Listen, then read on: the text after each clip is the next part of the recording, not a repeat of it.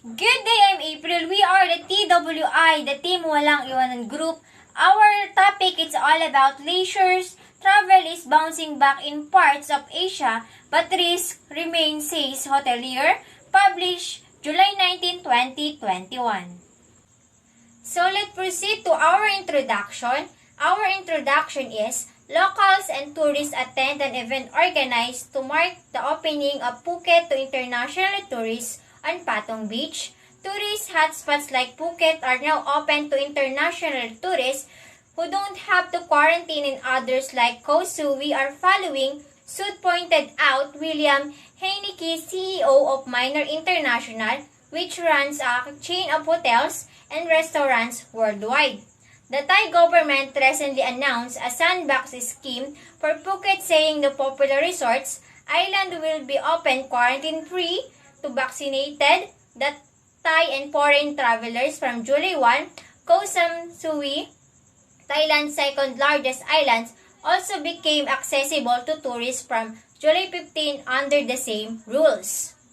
So let me explain our introductions. Until now is nasa COVID-19 pandemic pa rin po tayo, na kung saan may mga bansa pa rin po na nagkakonduct ng quarantine restriction, then may mga bansa din po na hindi na po nagkakonduct ng quarantine restriction. So the main topic or the main focus of the article is the Phuket Island, na kung saan yung Phuket Island or Phuket Sandbox is nag-open na po siya nitong July 1, 2021, kasi po nung year 2020 is nagsara po sila dahil nga po sa COVID-19 pandemic, na sobrang taas po talaga ng COVID-19 pandemic sa bansa or sa buong mundo.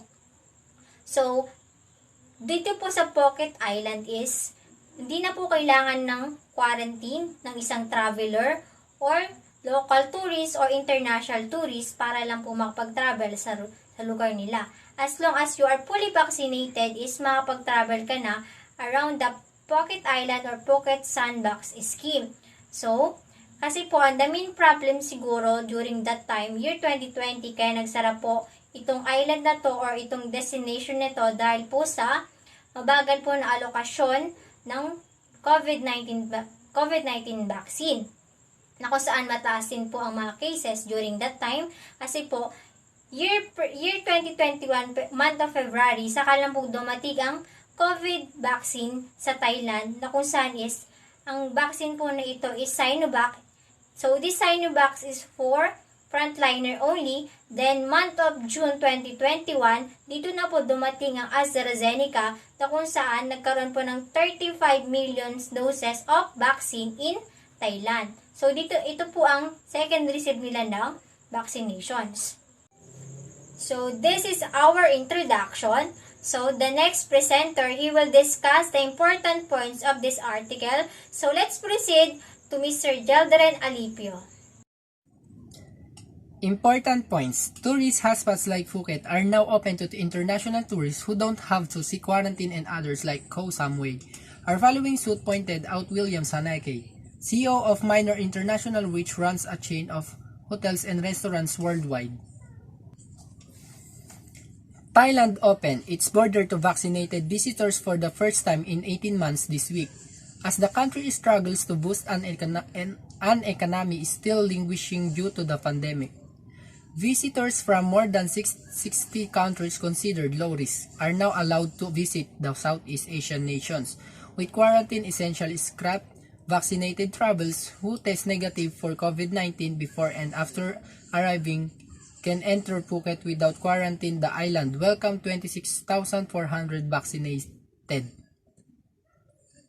visitors and generated tourism revenue of 1.63 billion Thai baht, $48.5 million in July and August, according to a reporter by the Tourism Attorney of Thailand. The country saw an 83% decline in tourists between 2019 and 2020 and lost an estimate $13.54 billion in potential tourism earnings in 2020.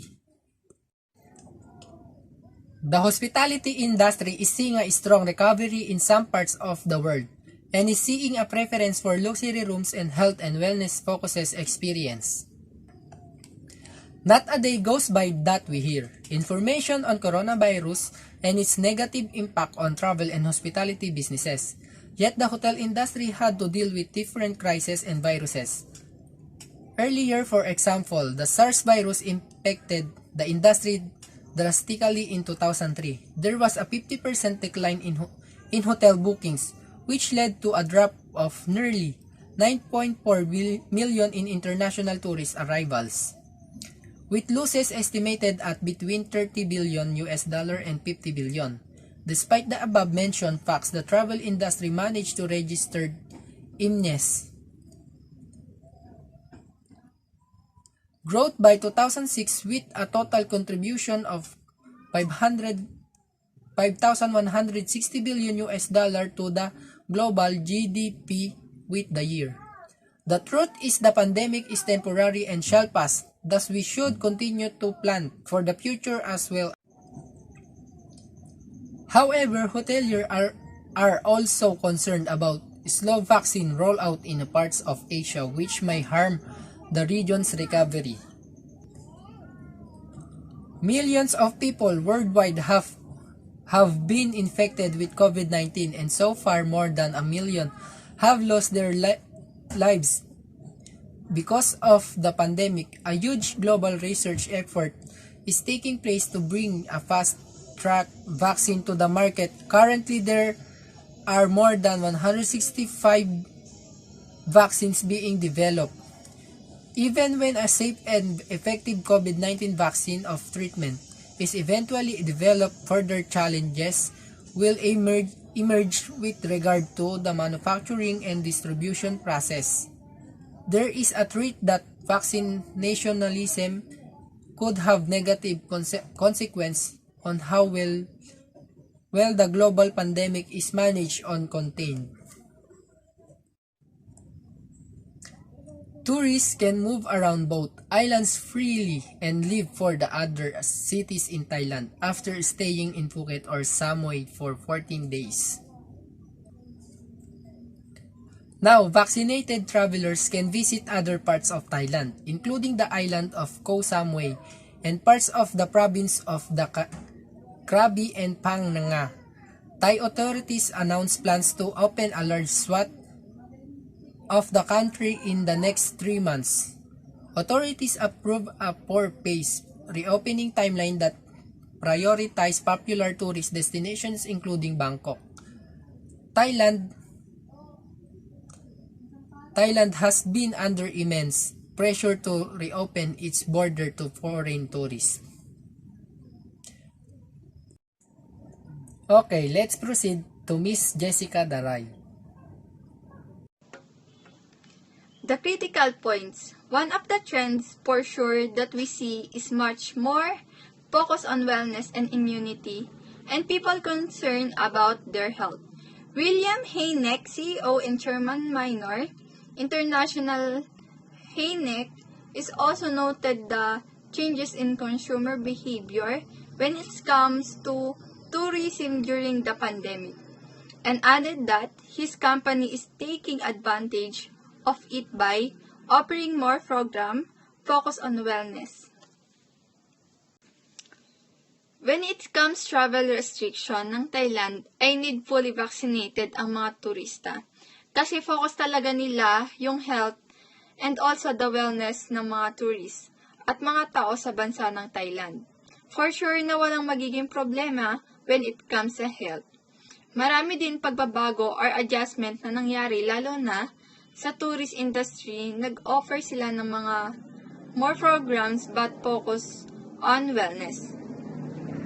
Ihahalin tulad na lang din po natin dito sa ating lugar or bansa na ilan sa mga lugar dito sa atin, katulad na lang ng Baguio City, ay bago ka makapasok sa kanilang lugar, ay kailangan fully vaccinated or kailangan may maipakita ka sa kanila na vaccination card. Dahil ito ay nakapasok sa kanilang government protocols. Let's proceed to Manuel Uy Jr. Slow production of vaccination. Sa pag-open po kasi ng Phuket, which is fully vaccinated lamang, ang pwede nilang i-accommodate.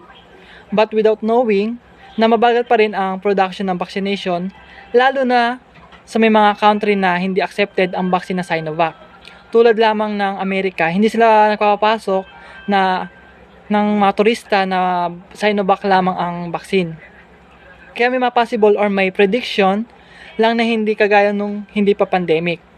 Yung income nila, which is may possible maka-apekto sa leisure travel, ang slow production of vaccine. Marami pa rin ang hindi makakapag-travel kasi hindi sila vaccinated. For solution, for pharmaceutical companies to produce vaccine efficiently. Vaccine during this trying time can help not just the tourists but also the people around them, such as the hotel employees, the people they meet while traveling. If we can get people to get vaccinated, then it can boost confidence of every individual to travel, and the businesses in this country will have a safe place to travel and live in. The next reporter is Ira May Gabriel. Good day everyone, I'm Ira May Gabriel. I present the possible suggestion.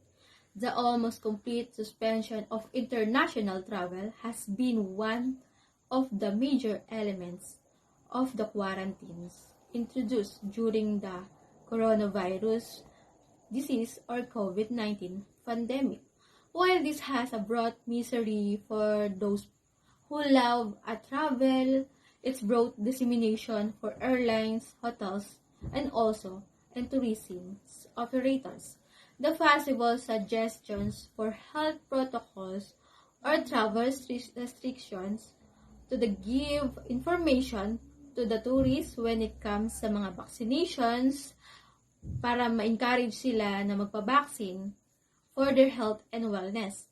Especially sa policy ng Thailand, bago ka makapasok sa bansa nila or makapag-travel sa bansa nila is kailangan fully vaccinated ka.